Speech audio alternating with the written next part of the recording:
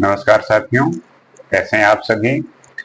उम्मीद करते हैं कि आप अच्छे होंगे और अपने जीवन में अपने समय का और अपने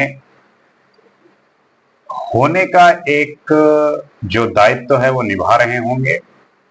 आज हम बात करेंगे कि क्यों हम सूर्य भगवान की, तुलसी की, पीपल की क्यों पूजा करते हैं। ऐसा उनमें क्या है जिसकी वजह से हम उनकी पूजा करते हैं। आप देखते होंगे प्रकृति में और भी बहुत सारी ऐसी चीजें हैं जिनकी हम पूजा नहीं करते, लेकिन कुछ ही ऐसे विशेष वस्तु हैं, कुछ ही ऐसे विशेष चीजें हैं जिनकी हम पूजा करते हैं, जिनसे हम आशीर्वाद मांगते हैं। तो उनमें ऐसी क्या खासियत है, उसमें ऐसी क्या बात है जिसके लिए हम उनके सामने हाथ जोड़ते हैं और उनसे अपने जो मन की बातें हैं वो रखते हैं, प्रकट करते हैं, जाहिर करते हैं कि हमारे अंदर क्या चल रहा है। तो जैसे कि आप अपने ही समाज में देखते होंगे, अपने आसपास देखते होंगे कि लोग जब सुबह नहाते हैं तो उसके बाद सूर्य को अर्घ्य देते हैं, अर्थात वो पूजा करते हैं। क्यों पूजा करते हैं? क्योंकि सूर्य आपको शक्ति दे रहा है, आपको ऊर्जा दे रहा है। आप जो खा रहे हैं वो एक तरीके से सूर्य की शक्ति है, सूर्य की ऊर्जा है। तो इसलिए हम उनकी पूजा करते हैं। अभी वही अगर उन्हीं की वजह से हमें लाभ ना हो तो हम शायद उनकी पूजा नहीं करेंगे, क्योंकि हमें जिससे लाभ होता है हम उसी को भगवान बना देते हैं, हम उसी की पूजा करते हैं। और हमारे धर्म संस्कृतियों में इसी चीजों को लेके हम उन्हें अपना भगवान बनाते हैं, देवता बनाते हैं, उनको पूजते हैं। और धर्म है क्या? धर्म वही है, धर्म मतलब नियम, जो मानव को अति मानव बनाने का सिद्धांत। धर्म यही है कि मानव से अति मानव बनाने का सिद्धांत। आप साधारण मनुष्य हैं, लेकिन धर्म में ऐसी नियम है, ऐसी बातें हैं कि अगर उनका अगर आप अनुसरण करेंगे, दिए हुए सिद्धांतों को मानेंगे, समझेंगे, जानने की कोशिश करेंगे, तब आप एक साधारण पुरुष से विशेष पुरुष या विशेष महिला कहलाएंगे। यही धर्म की अपनी भूमिका है। ये नहीं है कि धर्म में जो आडंबर चल रहे हैं, कुरीतियां फैली हुई हैं, उन्हें मानना है। नहीं, उनसे ये सीखना है कि उनमें बहुत ऐसे सूत्र होते हैं जिनके द्वारा आप अपने आप को विशेष बना सकते हैं, आप अपने आप को विशेष श्रेणी में लाके खड़ा कर सकते हैं। धर्म में ये ताकत है कि मानव को अति मानव बनाने का एक सिद्धांत। और जैसे होता नहीं कि आपके जीवन में बहुत अंधकार है। अंधकार क्यों है? अज्ञानता के कारण। और अंधेरे का अपना कोई अस्तित्व नहीं होता। जैसे ही दीपक जलता है, जैसे ही प्रकाश होता है, अंधकार अपने आप खत्म हो जाता है। हम क्यों मंदिर, मस्जिद, गुरुद्वारा, गिरजाघर, इन सब की क्यों इतना ज्यादा इनका विशेष स्थान है? हम क्यों जाते हैं वहां पे? जब हम कभी परेशान होते हैं, दुखी होते हैं, तो अक्सर देखा होगा कि लोग वहां जाते हैं और उन्हें एक सुकून मिलता है। क्यों सुकून मिलता है? क्योंकि वहां पे एक वो ऊर्जा है, वो प्रकाश है कि आपके अंदर जितना भी अंधकार है वहां पे जाके आप प्रकाशित हो जाते हैं, आपको अच्छा लगता है। वहां की एक फ्रिक्वेंसी वैसी है, एक पॉजिटिव एनर्जी है।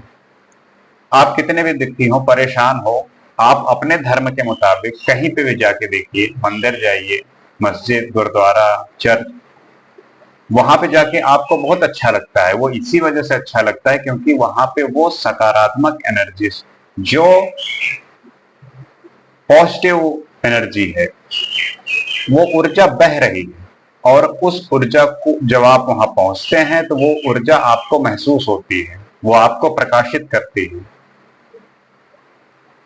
इसलिए उन जगहों का बहुत ज्यादा महत्व है।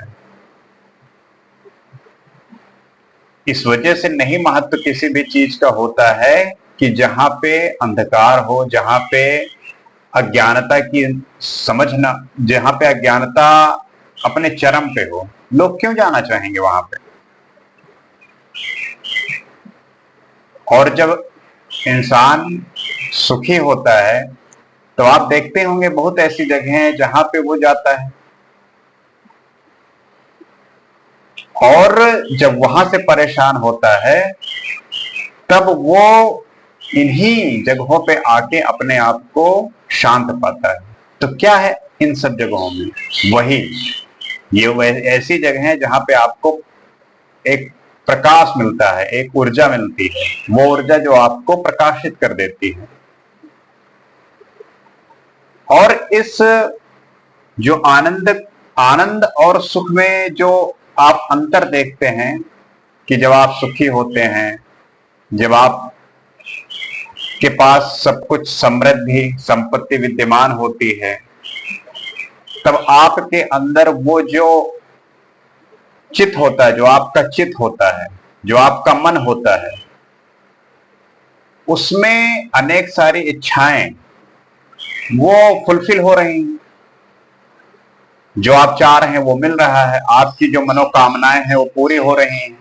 और जैसे ही वो मन की जितनी भी इच्छाएं हैं, कामनाएं हैं, जब पूरी नहीं होती, तब वो आपके मन को कष्ट देने के लिए हमेशा खड़ी होती है, सामने खड़ी होती है।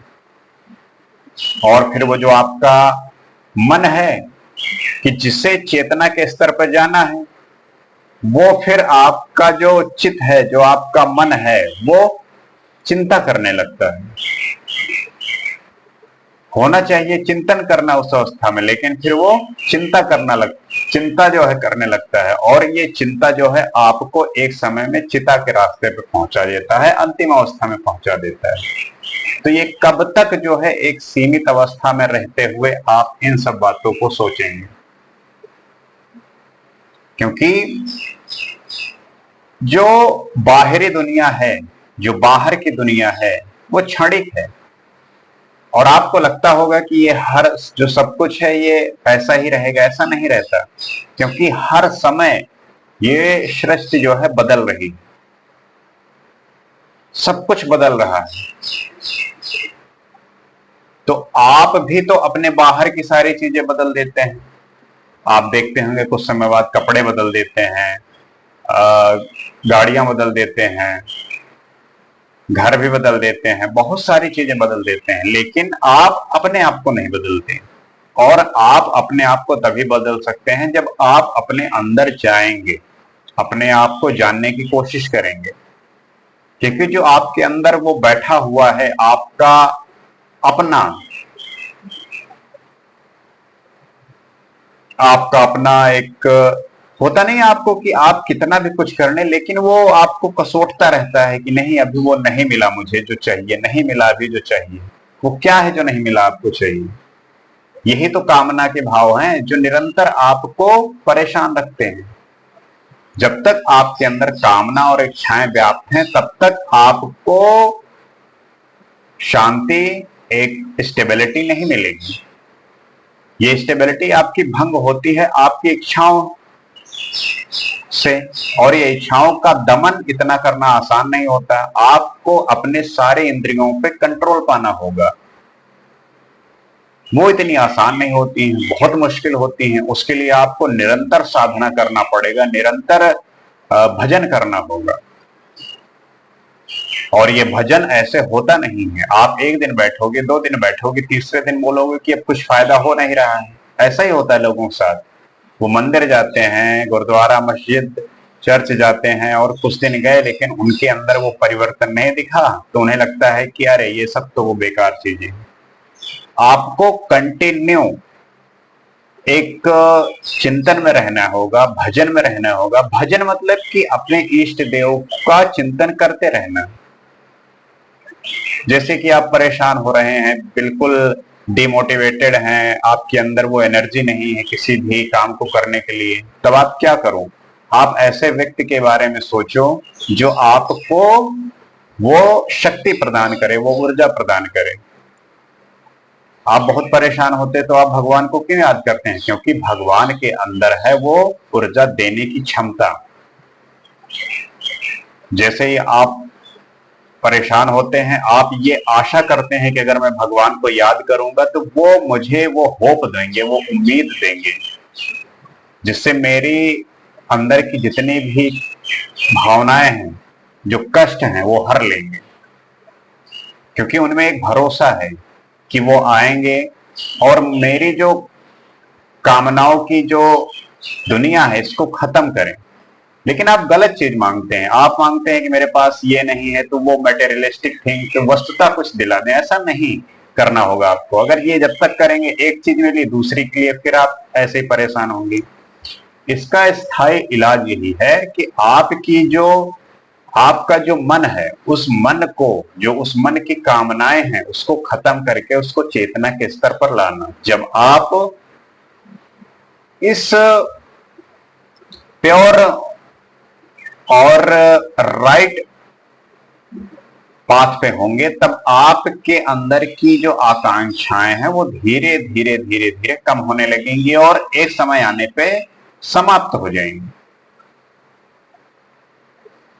ऐसा नहीं है कि आपको सब कुछ छोड़ देना है, लेकिन इसमें रहते हुए आपके अंदर जो किसी भी वस्तु को पाने का जो वेग होता है उसको धीरे करना है, स्लो करना है, स्थायी करना है। तब आप बिल्कुल शांत हो जाएंगे, काम हो जाएंगे। और जब आप काम होंगे, शांत होंगे, तब आप किसी भी चीज को लेके जो आपकी सोच है वो डाइवर्स हो जाएगी, वो फैलेगी, आप कई तरीके से सोच पाएंगे। तब आप निर्णय लेंगे, तब आपके जो डिसीजन हैं, आपके जो निर्णय हैं वो सही होंगे। अब होता ही ना है आपके साथ कि आप निर्णय लेते हैं और वो गलत हो जाते हैं। लेकिन जब आप इस तरीके से शांत होंगे तब आप अच्छी तरीके से सोच पाएंगे, 360 वे में सोचेंगे। और जब 360 वे में सोचेंगे तब आप जो है बहुत ज्यादा तरीके से किसी भी विषय को लेकर सोच पाएंगे और उसका सही कंक्लूजन निकाल के निर्णय लेंगे। तो उम्मीद करते हैं कि बात समझे होंगे और इस पे आप जो है इस विषय पे बात करेंगे, चर्चा करेंगे। आपसे फिर जल्द मुलाकात होगी। नमस्कार।